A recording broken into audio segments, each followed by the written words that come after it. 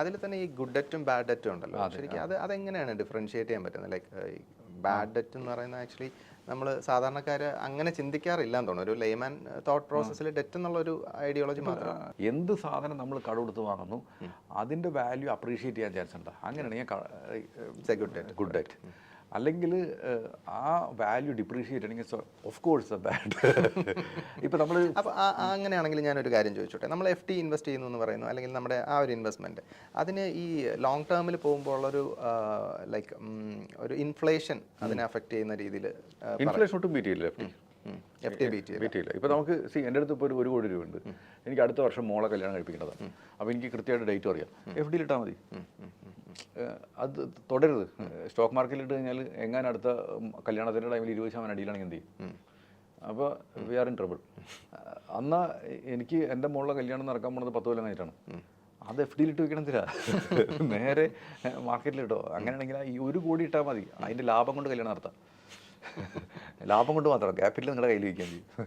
അപ്പോൾ ഇതാണ് നമ്മൾ ആലോചിക്കേണ്ട കാര്യം. ഇൻഫ്ലേഷൻ എവിടെയാണ് സാധാരണക്കാരനെ അഫക്റ്റ് ചെയ്ത് വരുന്നത്? അവൻ്റെ സേവിങ്സിൽ എവിടെയാണ് അത് അഫക്റ്റ് ചെയ്ത്? ഇൻഫ്ലേഷൻ വെച്ചാൽ വളരെ സിമ്പിൾ അല്ലേ ശരിക്കും പറയാം. ഇൻഫ്ലേഷൻ 2 ഇൻഫ്ലേഷൻ ഉണ്ട്. ഒന്ന് നമ്മൾ പത്രത്തിൽ കണ്ടഡ് ഇൻഫ്ലേഷൻ, 2 പേഴ്സണൽ ഇൻഫ്ലേഷൻ. ഈ പേഴ്സണൽ ഇൻഫ്ലേഷൻ എന്ന് പറഞ്ഞാൽ എന്താ? ഞാൻ പേഴ്സണൽ ഇൻഫ്ലേഷൻ പറഞ്ഞില്ല. ഞാൻ ബാംഗ്ലൂർ ആയിരുന്ന ടൈമിൽ കല്യാണത്തിന് മുന്നേ ഞാനൊരു പേയിങ് ഗസ്റ്റായിട്ട് PG ആയിട്ട് താമസിച്ചിരുന്നത്. അത് കഴിഞ്ഞ് അന്ന് 2500 രൂപയാണ് എൻ്റെ റെൻറ്റ് പറഞ്ഞു കഴിഞ്ഞാൽ. ഞാൻ കല്യാണം കഴിഞ്ഞ് പിറ്റേ മാസം കൊണ്ട് ഫ്ലാറ്റ് എടുത്ത് താമസിച്ച് 15,000 രൂപ റെൻറ്റ്. അതാണ് ഇൻഫ്ലേഷൻ. ഓക്കെ, മനസ്സിലായില്ലേ? അതിനു മുന്നേ ഞാൻ ശാന്തി സാഗർ എന്നൊക്കെ പറഞ്ഞ അവിടെ ഹോട്ടൽ ചെയിനുകളുണ്ട്. അവിടെ പോയിട്ട് ഞാൻ ഭക്ഷണം കഴിക്കണത് സെയിം ഹോട്ടലിൽ പോയിട്ട് ഇഡ്ഡലിയും സാമ്പാറും കൗണ്ടറിൽ നിന്ന് പറയും, പുറത്തുനിന്ന് കഴിക്കും. വൈഫിനായിട്ട് പിന്നെ പോയപ്പോൾ ആ സെയിം ഹോട്ടലിൽ തന്നെ സെയിം ഇഡ്ഡലി സാമ്പാർ വൈഫ് പറഞ്ഞ് അവിടെ നിന്ന് കഴിക്കാൻ പറ്റില്ല, അകത്ത് കയറി കഴിക്കണം എന്ന് പറഞ്ഞു. AC റൂമിലിരുന്ന് കഴിച്ച് ഇഡ്ഡലിയുടെ വില മാറി. That's called inflation. അപ്പോൾ ഇപ്പോൾ ഇന്ന് നമ്മൾ പറഞ്ഞ് നമുക്ക് നമ്മൾ പഠിച്ചപ്പോൾ BCom മതിയായിരുന്നു, അല്ലെങ്കിൽ ഞാൻ പഠിച്ചപ്പോൾ BBA മതിയായിരുന്നു. എൻ്റെ മോൾക്ക് BBA പറ്റില്ല. ചിലപ്പോൾ എന്തെങ്കിലും വലിയ മൾട്ടിമീഡിയ അല്ലാന്നുണ്ടെങ്കിൽ IAയുടെ കോഴ്സ് പഠിക്കണം. അപ്പോൾ ആ ഫീസ് എത്രയായിരിക്കും? അല്ലെങ്കിൽ ഞാൻ പഠിച്ചത് ചിലപ്പോൾ എൻ്റെ നാട്ടിൽ തന്നെയുള്ള കോളേജിലായിരിക്കും. മോൾക്ക് US പോയി പഠിക്കണമെന്ന്. That's inflation. യെസ്. ഈവൻ ഈ സാധനം നമ്മുടെ നാട്ടിൽ തന്നെ ആണെങ്കിലും ഞാൻ പഠിച്ചിരുന്നപ്പോൾ BBAക്ക് ഞാൻ സ്പോർട്സ് കോട്ട ആയിരുന്നു. 750 രൂപയാണ് ഞാൻ ഇയർലി ഫീസ് കൊടുത്തിരുന്നത്. ആ സാധനം ഇപ്പോൾ കിട്ടുമോ? 750 രൂപ. That's inflation. അപ്പോൾ ഇതിനെ ബീറ്റ് ചെയ്യാനായിട്ട് FD വളരുമോ? ഞാൻ പറഞ്ഞു ഇന്ന് ഇപ്പോൾ BBAക്ക് പഠിക്കണമെന്നുണ്ടെങ്കിൽ എനിക്ക് തോന്നുന്നു ചിലപ്പോൾ 6000 രൂപ 5000 രൂപയാണ് ഗവൺമെൻറ് ഫീസ് നോക്കി. ഞാൻ പറഞ്ഞു എൻ്റെ മോൾക്ക് BBA പഠിക്കണം, 6000 രൂപ FD ഇട്ട് വയ്ക്കുക. FD എന്ന് വളരേണ്ട മാത്രം പൈസ വെച്ചിട്ട് എനിക്ക് 10 കൊല്ലം ഒരു 5 കൊല്ലം കഴിഞ്ഞാൽ എഡ്യൂക്കേഷൻ ബീറ്റ് ചെയ്യാൻ പറ്റുമോ? ഇല്ല. അതിന് യൂണിയുടെ ഇൻഫ്ലേഷൻ അഡ്ജസ്റ്റഡ് ഗ്രോത്ത്. ഒരു ഫ്യൂച്ചറിസ്റ്റിക് കാൽക്കുലേഷൻ മസ്റ്റായിട്ട് വേണമല്ലോ ഈ ഒരു. അതിന് ശരിക്കും പറഞ്ഞാൽ ഈ പറഞ്ഞ ഒരു ഇൻവെസ്റ്റ്മെന്റ് പ്ലാനിങ് നടത്തിയിട്ട് ചെയ്യാവൂ. അതിനാണ് എനിക്ക് തോന്നുന്നത് ഇത്തരം ഒരു അഡ്വൈസ് നമ്മൾ എടുക്കേണ്ടത് അല്ലേ. നോർമലി ഒരു സാധാരണക്കാരനെ സംബന്ധിച്ചിടത്തോളം അത്തരം ചിന്താഗതികളില്ല. എനിക്ക് തോന്നുന്നു even personal budget write down ചെയ്യുന്ന ഒരു ശീലം പോലും കുറവാണെന്ന് എനിക്ക് തോന്നുന്നു. അത് ഏറ്റവും നല്ലത് കൈകൊണ്ട് എഴുതാനെങ്കിൽ കുറച്ച്. ഇപ്പം നേരത്തെ ശ്രീജിത്ത് പറഞ്ഞ കാര്യത്തിൽ ബാഡ് ഡെറ്റ് എന്ന് പറഞ്ഞിട്ട് നമ്മൾ പറഞ്ഞു. ഇപ്പം നമ്മൾ പറഞ്ഞൊരു മൊബൈൽ വാങ്ങണത് ലോൺ എടുത്ത് വാങ്ങുന്നത് ചിലപ്പോൾ ബാഡ് ഡെറ്റ് ആയിരിക്കും. പക്ഷേ നമ്മളിപ്പോൾ ഐഫോൺ വാങ്ങണം, ഇപ്പോൾ ശ്രീജിത്ത് ഐഫോൺ വാങ്ങണം, അതിപ്പോൾ ചിലപ്പോൾ ലോൺ എടുത്ത് വാങ്ങണമെന്നായിരിക്കും. അത് പക്ഷേ ശ്രീജിത്ത് അത് ഉപയോഗിച്ചിട്ട് ഒരു യൂട്യൂബ് ചാനൽ നടത്തണം. എന്നിട്ട് അതിൽ നിന്ന് വരുമാനം ഉണ്ടാക്കാൻ നിൽക്കണം. അങ്ങനെയാണെങ്കിൽ ആക്ച്വലി സ്പീക്കിംഗ് ചിലപ്പോൾ ഞാൻ വാങ്ങണ ഐഫോൺ ചിലപ്പോൾ ബാഡ് ഡെറ്റ് ആയിരിക്കും, ഞങ്ങൾ വാങ്ങണ ഐഫോൺ ചിലപ്പോൾ ഗുഡ് ഡെറ്റ് ആയിരിക്കും. അപ്പോൾ അത് മനസ്സിലാക്കിയിട്ട് വേണം നമ്മൾ depending on the situation and need അല്ലേ, അങ്ങനെ പറയാം. പിന്നെ എനിക്ക് വേറെ ഒരു കാര്യം ചോദിക്കാനുള്ളത്, ഇപ്പോൾ നമ്മൾ ഒരുപാട് സ്റ്റാർട്ടപ്പ് കമ്പനീസും കാര്യങ്ങളൊക്കെ നമുക്കിപ്പം ഈവൻ നമ്മുടെ നാട്ടിലാണെങ്കിലും കേരളത്തിലാണെങ്കിലും ഒരുപാട് സ്റ്റാർട്ടപ്പ് കമ്പനീസ് വരുന്നുണ്ടല്ലോ. സോ അവരെ സംബന്ധിച്ചിടത്തോളം ഒരു പുതിയ ഒരു ഇതെന്നുള്ള രീതിയിൽ അവർക്ക് ഒരുപാട് ഇപ്പോൾ അക്കൗണ്ട്സ് ഡിപ്പാർട്ട്മെൻ്റ് ഒന്നും കാണണമെന്നില്ല. അപ്പോൾ അവരെ സംബന്ധിച്ചിടത്തോളം ഒരു മണി മാനേജ്മെൻറ്റിന് ഒരു ടിപ്സോ അങ്ങനെ എന്തെങ്കിലും നമുക്ക് അവരൊരു ഹെൽപ്പ് ചെയ്യുന്ന രീതിയിൽ നമുക്ക് പറഞ്ഞു കൊടുക്കാൻ പറ്റുമോ? ശരിക്കും ഞങ്ങളടുത്ത് അങ്ങനത്തെ കുറേ ആൾക്കാരുണ്ട്. ശരിക്കും പറഞ്ഞാൽ ഞങ്ങൾ അവരോട് പറഞ്ഞു കൊടുക്കുന്ന കാര്യമുള്ളൂ. ഫസ്റ്റത്തെ കാര്യം വെച്ചാൽ നിങ്ങളും ബിസിനസ്സിന് രണ്ടാണ്. അതാണ് ഫസ്റ്റ് മനസ്സിലാക്കേണ്ട കാര്യം വെച്ചാൽ. പല ആൾക്കാരുടെയും വിഷയം പറഞ്ഞാൽ ഞാൻ കമ്പനിയുടെ മുതലാളിയല്ലേ, അപ്പോൾ എനിക്ക് കാശ് എപ്പോഴും എടുക്കാമെന്നൊരു തോന്നലുണ്ടാവും. ശരിക്കും പറഞ്ഞാൽ നിങ്ങൾ കമ്പനിയെ സംബന്ധിച്ച് നിങ്ങളൊരു എംപ്ലോയി മാത്രമാണ്. ഇപ്പോൾ നിങ്ങൾ ചിലപ്പോൾ കമ്പനിയുടെ CEO ആയിരിക്കും, MD ആയിരിക്കും, പക്ഷേ actually speaking you are N employee. അപ്പോൾ എംപ്ലോയിക്ക് കാശ് എടുക്കാൻ പറ്റുന്ന റൈറ്റ് എന്താ? ശമ്പളം എടുക്കുക. ആ ശമ്പളം എഴുതി വെച്ചിട്ട് കൃത്യമായിട്ട് ശമ്പളം എടുക്കാൻ പറ്റും. അത് ആസ് എ MD നിങ്ങളുടെ റൈറ്റാണ്. ഞാൻ ഈ കമ്പനിക്ക് വേണ്ടി പണിയെടുക്കണം, അത് കമ്പനി അത് തന്നിരിക്കണം. അത് നിങ്ങൾക്കും കമ്പനിയുടെ തരാം. ഈ ബന്ധം മനസ്സിലാക്കിയോ അന്ന് രക്ഷപ്പെട്ടു. അതോടൊപ്പം കമ്പനിയോടൊപ്പം ഒരു റവന്യൂ ഉണ്ടാക്കുക, ഒരു ഇൻകം ഉണ്ടാക്കിയെടുക്കുക, അതിലൊരു റിസർവ് എപ്പോഴും ഉണ്ടാക്കി കാണിക്കുക, അതിലും ഒരു എമർജൻസി ഫണ്ട് ബിൽഡ് ചെയ്യുക. ഫസ്റ്റത്തെ ടാർഗറ്റ് എന്ന് വെച്ചാൽ ഒരു വർഷം കമ്പനിക്ക് ഒരു റവന്യൂ ഒന്നുമില്ലെങ്കിലും ശമ്പളം കൊടുക്കാനുള്ള അല്ലെങ്കിൽ കമ്പനി റൺ ചെയ്യാനുള്ള കാശ് ഉണ്ടാക്കുക. അത് നിങ്ങളുടെ ട്രഷറിയിൽ ഡേ 1 തുടങ്ങി ഉണ്ടാക്കുക. സെയിൽസ് ആണ് ഫസ്റ്റ് ടാർഗറ്റ്. അതേമാതിരി സെക്കൻഡ് ടാർഗറ്റ് വെച്ചാൽ നിങ്ങളുടെ റിസർവ് ഉണ്ടാക്കുക എന്നുള്ളതാണ്. സെക്കൻഡ് അല്ല, ഒപ്പത്തിനൊപ്പമുള്ള ടാർഗറ്റ് എന്ന് വെച്ചാൽ അതാണ് കമ്പനി നിലനിൽക്കുള്ളൂ. അപ്പോൾ സെയിൽസ് ചിലപ്പോൾ കുറഞ്ഞ മതി, പക്ഷേ നിങ്ങൾക്ക് നിങ്ങളുടെ ട്രഷറി മാനേജ് ചെയ്യാൻ പറ്റണമെങ്കിൽ ആ കമ്പനി എന്തൊക്കെ നിലനിൽക്കും. ഇത് ഞാൻ ഈ പറഞ്ഞതിൽ കുറേ അർത്ഥങ്ങളുണ്ട് കേട്ടോ. ഇത് കൃത്യമായിട്ട് മനസ്സിലാക്കിയവർക്ക് അവർക്ക് മനസ്സിലാവും. അല്ലാത്തൊരു ഓഫീസിൽ വിളിക്കണമെങ്കിൽ അവർക്ക് പറഞ്ഞുതരാം.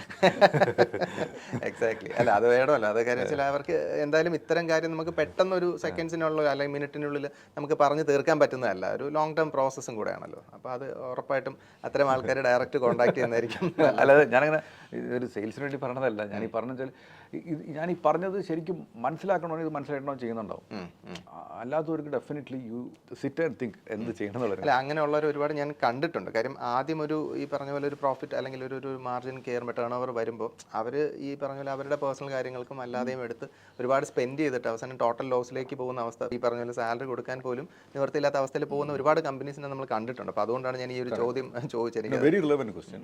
അപ്പോൾ ഇത് എല്ലാവർക്കും അത് എനിക്ക് തോന്നുന്നു നമുക്ക് എല്ലാവർക്കും മാർക്കറ്റിംഗ് സെയിൽസിനൊക്കെ ഭയങ്കര കളർഫുൾ ആയിരിക്കും. പക്ഷേ അക്കൗണ്ട്സ് ടീമിൽ ശരിക്കും പറഞ്ഞാൽ അത് ബികോം തോറ്റ ഒരുത്തിന് 20,000 രൂപ ശമ്പളം കൊടുത്തായിരിക്കും വെച്ചേക്കണം. എക്സാക്ട്ലി. ശരിക്കും ആ അക്കൗണ്ട്സിലിരിക്കുന്ന ആൾക്ക് മുതലാളിനെ ചോദിക്കാനുള്ള കഴിവുണ്ടാണ്. നിങ്ങൾ എന്താണ് ഇങ്ങനെ ചിലവാക്കണത്, ഇതിന് എങ്ങനെയാണ് നാളെ ഇൻകം വരുന്നത് എന്ന് ചോദിക്കാനുള്ള കഴിവ് അങ്ങേർക്ക് ഉണ്ടാവണം.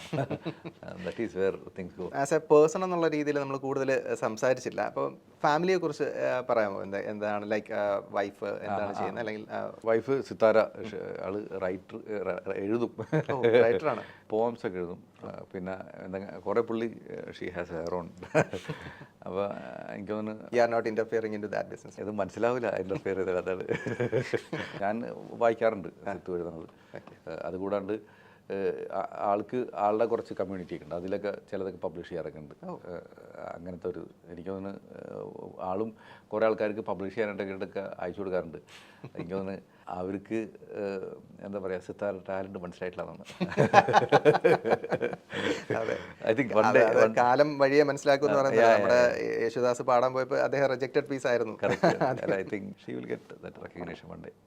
ആൻഡ് മോള് 13 വയസ്സ്, മോനെ കണ്ടില്ലേ, കുഞ്ഞുകുട്ടി. മോൻ 1.25 വയസ്സ്, ധ്രുവ്. മോള് നക്ഷത്ര. എൻ്റെ ഫാദറൊക്കെ കൊടുങ്ങല്ലൂർ. അവരവിടെ സെറ്റിലാണ്. അവരവിടെ, ഞങ്ങൾ കൊടുങ്ങല്ലൂർക്കാരാണ്. പിന്നെ ബ്രദർ, 2 സിസ്റ്റേഴ്സ്. ഒരാൾ കല്യാണം കഴിക്കാണ്ട്, ഒരാൾ കല്യാണം കഴിച്ച് പുറത്താണ്. ഹാപ്പി ഫാമിലി ആയിട്ട് പോകുന്നു. Very good. അപ്പോൾ അതിനകത്തുള്ളൊരു പേഴ്സണൽ ബഡ്ജറ്റിങ്ങിലൊക്കെ ഇൻവോൾവ്മെന്റ് ഉണ്ടാവും. അതൊക്കെ വൈഫാണോ? അതൊക്കെ ഞാൻ എൻ്റെ വൈഫ് അത്രയധികം, വൈഫിന് ഒരു മാസം ഒരു ശമ്പളമുണ്ട്. And so I won't interfere that money. സിത്താരെന്ന് പറഞ്ഞു കറക്റ്റ് ബഡ്ജറ്റിൽ എന്നേക്കാളും പോകണം. കാരണം കിട്ടുന്ന പൈസയിൽ പകുതി പൈസ ഡെഫിനറ്റ്ലി ഇൻവെസ്റ്റ് ചെയ്യും. ഒരുപാട് പേര് അങ്ങ് ഫോളോ ചെയ്യുന്നുണ്ട്, അങ്ങ് പറയുന്ന ടിപ്സ് എടുക്കുന്നുണ്ട്, സ്ട്രാറ്റജീസ് എടുക്കുന്നുണ്ട്. അവരവരുടെ കാര്യത്തിലൊക്കെ പല കാര്യങ്ങളിലും ശ്രദ്ധ ചെലുത്താറുണ്ട്, മണി മാനേജ്മെൻറ്റ് കാര്യങ്ങൾ. അപ്പോൾ അങ്ങേക്കുള്ള ഒരു ഫ്യൂച്ചറിസ്റ്റിക് ഗോൾ എന്താണ്? ലൈക്ക് പെൻഡാഡ് സെക്യൂരിറ്റീസിനും അതേ ഗോൾ തന്നെ ആയിരിക്കണം.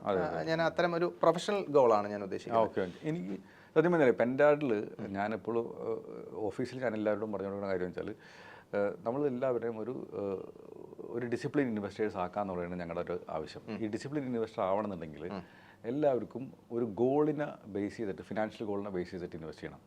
അതിന് ഞങ്ങൾക്ക് ചെയ്യാവുന്ന കാര്യം വെച്ചാൽ ഇവരെ ഇൻസ്പയർ ചെയ്യുക, സേവ് ചെയ്യാനും ഇൻവെസ്റ്റ് ചെയ്യാനും പൈസ പ്രൊട്ടക്ട് ചെയ്യാനായിട്ട്. ഇതാണ് ഞങ്ങൾക്ക് ചെയ്യാവുന്ന ഒരു റോള് പറഞ്ഞു കഴിഞ്ഞാൽ. അപ്പോൾ ഞാൻ ഓഫീസിൽ എല്ലാവരോടും പറഞ്ഞു കൊടുക്കാറുണ്ട്. അത് എത്രമാത്രം ശരിയാവേണ്ടെന്നുള്ളത് വിളിക്കുന്ന ക്ലയൻസിന് പറയാൻ പറ്റും. പക്ഷേ ഒരാൾ വിളിക്കുന്ന ടൈമിൽ അവർക്ക് എന്തെങ്കിലും ഒരു പ്രോബ്ലം ഉണ്ടാവും, അല്ലെങ്കിൽ എന്തെങ്കിലും ഒരു ആഗ്രഹം ഉണ്ടാവും. എനിക്ക് തോന്നുന്നു എല്ലാ സെയിൽസിലും നടക്കുന്ന ഒരു കാര്യം. അപ്പോൾ ഞങ്ങളുടെ കേസിൽ ഭയങ്കര കറക്റ്റ് ആയിരിക്കും. ഒന്നുമില്ലെങ്കിൽ അവർക്ക് കടോ അല്ലെങ്കിൽ അവർക്ക് പൈസ മാനേജ് ചെയ്യാൻ പറ്റില്ല. അതാണ് അവരുടെ പ്രോബ്ലം. രണ്ടാമത്തെ കാര്യം വെച്ചാൽ ഇങ്ങനെ പൈസ വരുന്നുണ്ട്, എനിക്ക് റിട്ടയർമെൻറ്റ് എടുക്കണം, ഇതൊക്കെയുണ്ട്. ചിലപ്പോൾ ക്ലയൻസ് പോലും വിചാരിച്ചിട്ടുണ്ടാവില്ല. പക്ഷേ ഒരു ക്ലയൻറ്റിന് റിട്ടയർമെൻറ്റ് എടുക്കണമെങ്കിൽ മിനിമം ഒരു 3 കോടി രൂപ വേണം. ആ 3 കോടി എത്തിക്കുക എന്നുള്ളതാണ് ഞങ്ങളുടെ വാല്യൂ അഡീഷൻ. അല്ലെങ്കിൽ ഇപ്പോൾ ഞാൻ പറഞ്ഞതെന്ന് വെച്ചാൽ വളരെ സിമ്പിളായിട്ട് പറഞ്ഞാൽ 1 ലക്ഷം രൂപ ഇപ്പോൾ 50,000 രൂപ മാസ ചിലവുള്ള ഒരാൾക്കാണെങ്കിൽ 10 വർഷം കഴിഞ്ഞാൽ 1 ലക്ഷം രൂപ മാസ ചിലവുണ്ടാവും. 1 ലക്ഷം രൂപ മാസം കൊടുക്കണമെങ്കിൽ 3 കോടി രൂപ വേണം.